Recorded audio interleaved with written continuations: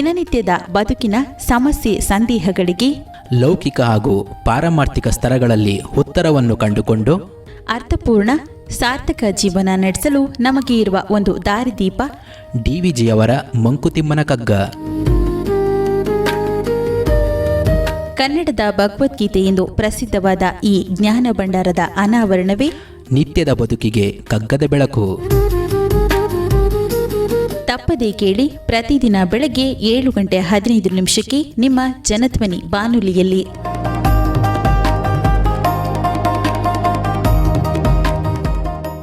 ಆತ್ಮೀಯ ಶ್ರೋತೃಗಳಿಗೆ ನಮಸ್ಕಾರ, ಸುಪ್ರಭಾತ. ಡಿವಿಜಿರವರ ಮಂಕುತಿಮ್ಮನ ಕಗ್ಗದ ಅಧ್ಯಯನ ನಿತ್ಯದ ಬದುಕಿಗೆ ಕಗ್ಗದ ಬೆಳಕು ಈ ಕಾರ್ಯಕ್ರಮವನ್ನು ಇವತ್ತು ಮುಂದುವರ್ಸೋಣ. ವಿಶ್ವ ಪರಿಧಿಯದೆಲ್ಲೋ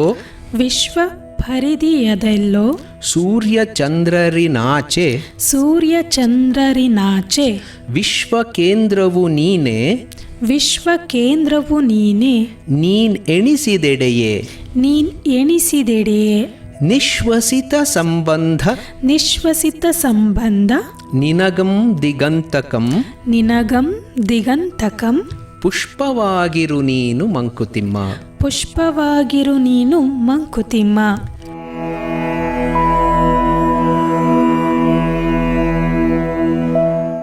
ಈ 136ನೆಯ ಮುಕ್ತಕದಲ್ಲಿ ಹಿಂದಿನ ಮುಕ್ತಕ ಅಂದರೆ 135ರಲ್ಲಿ ಏನು ಡಿವಿಜಿಯವರು ಹೇಳಿದರು ಅದನ್ನೇ ಮುಂದುವರಿಸ್ತಾರೆ.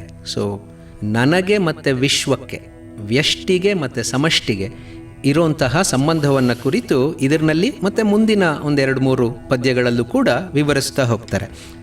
ಸೊ ನಾವು ಒಂದು ಸರ್ಕಲ್ ಅಂತ ನೋಡಿದರೆ ಅದಕ್ಕೆ ಪರಿಧಿ ಇರುತ್ತೆ, ಅಂದರೆ ಒಂದು ಸರ್ಕಂಫರೆನ್ಸ್.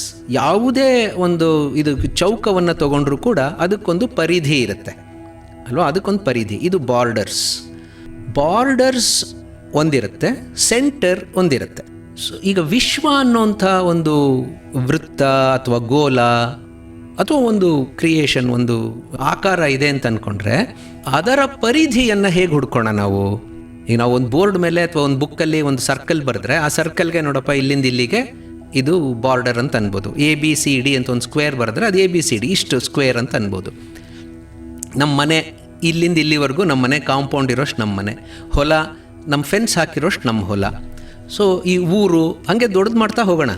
ಈ ದೇಶ, ಭಾರತ ದೇಶ ಇಷ್ಟು, ಏಷ್ಯಾ ಖಂಡ ಇಷ್ಟು, ಹಾಗೆ ದೊಡ್ಡದು ಭೂಮಿ ಇಷ್ಟು, ಹಾಗೆ ದೊಡ್ಡದು ಮಾಡ್ತಾ ಹೋದಷ್ಟು ಕೂಡ ನಾವು ಭೂಮಿಯನ್ನು ದಾಟಿ ಸೂರ್ಯಮಂಡಲಕ್ಕೆ ಹೋಗ್ಬೋದು, ಸೂರ್ಯಮಂಡಲವನ್ನು ದಾಟಿ ಇನ್ನದೆಷ್ಟೋ ಇದಕ್ಕೆ ಹೋಗ್ಬೋದು, ಈಗ ಮಿಲ್ಕಿ ವೇ ಗ್ಯಾಲಕ್ಸಿ ಅಂತೀವಿ. ಸೊ ಹೀಗೆ ಆ ಪರಿಧಿ ಅನ್ನೋದು ವಿಶ್ವಕ್ಕಿಲ್ವೇ ಇಲ್ಲ, ಅದೆಲ್ಲೋ ಇದೆ ಅದು ಪರಿಧಿ, ಅದು ನಮಗೆ ಗೊತ್ತೇ ಇಲ್ಲ. ಆದರೆ ನಾನೆಲ್ಲಿದ್ದೀನಿ? ನಾನು ಇಲ್ಲಿದ್ದೀನಿ. ಆ ಪರಿಧಿ ಎಲ್ಲಾದರೂ ಆಗ್ಬಿಡ್ಲಿ, ನೀನು ಇಲ್ಲಿದೆಯಲ್ವಾ, ಸೊ ನೀನು ಇದರ ಕೇಂದ್ರ ಅಂತ ನಿನ್ನನ್ನು ನೀನು ಭಾವಿಸ್ಕೊ. ನೀನೆಲ್ಲಿ ಎಣಿಸ್ಕೋತೀಯೋ ಅಲ್ಲೇ ನೀನು ಕೇಂದ್ರ. ಅಂಚಿನಲ್ಲಿರೋದು ಅನ್ನೋದಕ್ಕೆ ನಾವು ನಮ್ಮ ಸಾಧಾರಣ ವ್ಯಾವಹಾರಿಕ ಭಾಷೆಯಲ್ಲಿ ಅದನ್ನು ಹೇಳುವಾಗ 1-2-3 ರೀತಿಯಲ್ಲಿ ಇದನ್ನು ನಾವು ಅರ್ಥ ಮಾಡ್ಕೊಳ್ತೀವಿ. ಅಂಚಿನಲ್ಲಿರೋದು ಅಂದರೆ ಎಲ್ಲೋ ದೂರದಲ್ಲಿರೋದು ಅಂತ ಅಲ್ಲ, ಅವರೆಲ್ಲೋ ಅಂಚಿನಲ್ಲಿದ್ದಾರಪ್ಪ, ನಾವು ಕೇಂದ್ರದಲ್ಲಿದ್ದೀವಿ. ಈಗ ಬೆಂಗಳೂರಿನಲ್ಲಿರೋರು ಹೇಳ್ಕೊತಾರೆ ನಾವು ರಾಜಧಾನಿಯಲ್ಲಿದ್ದೀವಿ, ನಾವು ಮುಖ್ಯ ಸ್ಥಾನದಲ್ಲಿದ್ದೀವಿ. ಕೋಟೆಯಲ್ಲಿರೋರು ಅವರೆಲ್ಲೋ ದೂರದಲ್ಲಿದ್ದಾರೆ ಅವರು. ಹಾಗೆ ದೆಹಲಿಯಲ್ಲಿರೋರು ಹೇಳ್ಕೊಡ್ತೇವೆ ನಾವು ರಾಷ್ಟ್ರದ ಕೇಂದ್ರದಲ್ಲಿದ್ದೀವಿ, ರಾಜಧಾನಿಯಲ್ಲಿದ್ದೀವಿ, ಬೇರೆಯವರೆಲ್ಲ ಪೆರಿಫೆರಿಯಲ್ಲಿದ್ದಾರೆ. ಸೊ ಹಾಗೆ ಪೆರಿಫೆರಿ ಅಥವಾ ಪರಿಧಿಯಲ್ಲಿರುವಂಥದ್ದು ಅಂತಂದರೆ ಅದು ದೂರದಲ್ಲಿರೋವಂಥವ್ರು ಅಂತ. ಅದಕ್ಕೋಸ್ಕರನೇ ಈಗ ಯಾರು ಹಿಂದುಳಿದವರು ಅಂತ ನಾವು ಹೇಳ್ತೀವೋ ಅವರನ್ನು ಮಾರ್ಜಿನಲೈಸ್ಡ್ ಅಂತ ಹೇಳ್ತೀವಿ. ಅಂದರೆ ಅವರನ್ನು ಬೇಕಂತ ನಾವು ದೂರ ಇಟ್ಬಿಟ್ಟಿದ್ದೀವಿ ಅನ್ನೋ ಭಾವನೆಯನ್ನು ಹೊರಹಾಕುತ್ತದೆ. ಸೊ ಹಾಗೆ ನಿನ್ನನ್ನು ನೀನು ಈ ವಿಶ್ವದಲ್ಲಿ ಪರಿಗಣಿಸ್ಕೊಳ್ಳುವಾಗ ನೀನೆಲ್ಲೋ ಪರಿಧಿಯಲ್ಲಿದೆಯಾ ಅಂತ ಅನ್ಕೋಬೇಡ. ನೀನು ಕೇಂದ್ರದಲ್ಲೇ ಇದೆಯಾ, ನೀನು ಎಲ್ಲಿದೆಯೋ ಅದೇ ಕೇಂದ್ರ. ಸೊ ಹಾಗೆ ಆ ಕೇಂದ್ರದಲ್ಲಿಯೇ ಇರುವಂತಹ ಅತಿ ಮುಖ್ಯವಾದಂತಹ ಭಾಗ ನೀನು ವಿಶ್ವಕ್ಕೆ. ಎಲ್ಲೋ ಅಂಚಿನಲ್ಲಿಲ್ಲ, ನೀನು ಯಾವುದೋ ಹೊರಗುಳಿಸಲ್ಪಟ್ಟಂಥ ವ್ಯಕ್ತಿ ಅಲ್ಲ. You are not marginalised, you are the centre of the universe. So ಇದು ಯಾಕೆ ಹೀಗೆ ಅಂತಂದರೆ ಡಿವಿಜಿಯವರು ಹೇಳ್ತಾರೆ, ನಿನಗೆ ಮತ್ತು ವಿಶ್ವಕ್ಕೆ ಇರೋಂಥ ಸಂಬಂಧ ಅಂತಿಂಥದ್ದಲ್ಲ. ನಿಶ್ವಸಿತ ಸಂಬಂಧ. ನಿಶ್ವಾಸ ಅಂದರೆ ಉಸಿರಾಟ. ಉಸಿರಾಡೋದು ಹೇಗೆ ಜೀವಕ್ಕೆ ಅತಿ ಮುಖ್ಯವೋ ಹಾಗೆ ಅಷ್ಟೇ ಮುಖ್ಯವಾದಂತಹ ಸಂಬಂಧ ನಿನಗೆ ಮತ್ತು ವಿಶ್ವಕ್ಕೆ ಇದೆ. ಅದು ಪರಸ್ಪರರಲ್ಲಿ ಪೂರಕವಾದಂತಹ ಶಕ್ತಿಯನ್ನು ಉತ್ಪನ್ನ ಮಾಡ್ತಾ ಇರುತ್ತೆ. ಸೊ ಹಾಗಾಗಿ ಅಷ್ಟು ಬಹಳ ಮುಖ್ಯವಾದಂತಹ ಮೂಲಭೂತವಾದಂತಹ ಪ್ರೇರಕವಾದಂತಹ ಸಂಬಂಧ ನಿನಗೆ ಮತ್ತು ವಿಶ್ವಕ್ಕೆ ಇದೆ. ಸೊ ಹಾಗಾಗಿ ವಿಶ್ವದಲ್ಲಿ ನೀನು ಎಲ್ಲೇ ಯಾವುದೋ ಮೂಲೆಯಲ್ಲಿದ್ದೀನಿ ಅಂತೆಲ್ಲ ಅನ್ಕೋಬೇಡ. ಇಡೀ ವಿಶ್ವಕ್ಕೆ ನೀನೇ ಕೇಂದ್ರ ಅನ್ನೋದನ್ನು ಭಾವಿಸ್ಕೋ ಅಂತ. ಈ ನಿಶ್ವಸಿತ ಅನ್ನೋದಕ್ಕೆ ನಾವು ಅರ್ಥ ಮಾಡ್ಕೊಳ್ಬೇಕಾದ್ರೆ ಇನ್ನೊಂದು ರೀತಿ ಮಾಡ್ಕೋಬೋದು.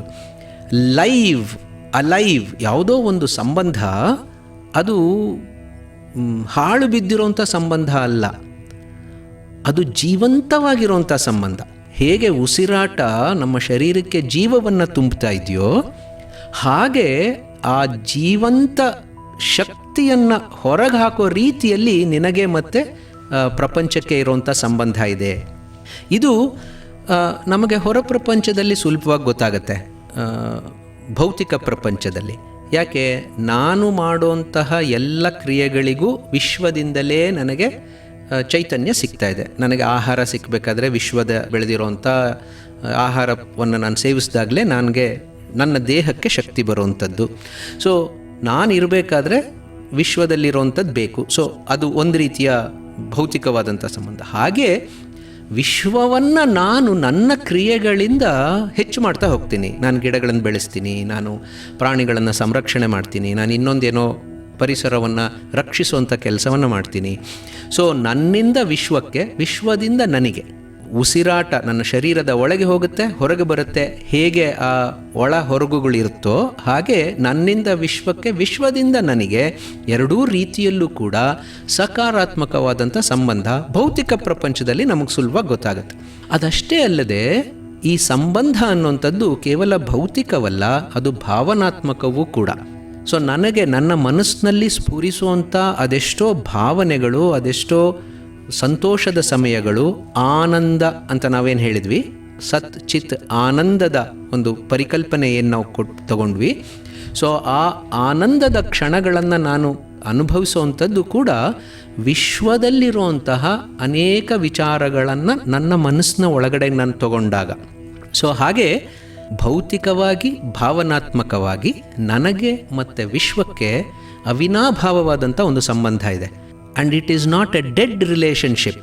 ಅದು ನಿಶ್ಚೇತನವಾದಂತಹ ಸಂಬಂಧ ಅಲ್ಲ, ಸಜೀವವಾದಂತಹ ಸಂಬಂಧ, ನಿತ್ಯವೂ ಹೆಚ್ಚುತ್ತಾ ಹೋಗುವಂಥ ಸಂಬಂಧ. ಅದಕ್ಕೆ ಅದು ನಿಶ್ವಸಿತ ಸಂಬಂಧ. ಕಳೆದ ಮುಕ್ತಕದಲ್ಲಿ DVG ಅವರು ನೀನು ವಜ್ರವಾಗು, ಸಿಡಿಲಾಗು ಅಂತ ಹೇಳಿದರು ಅಲ್ವಾ. ಈಗ ಅದೇ ರೀತಿಯ ಇನ್ನೊಂದು ಸುಂದರವಾದಂಥ ಪರಿಕಲ್ಪನೆಯನ್ನು ಕೊಡ್ತಾರೆ, ಪುಷ್ಪವಾಗಿರು ನೀನು ಮಂಕುತಿಮ್ಮ.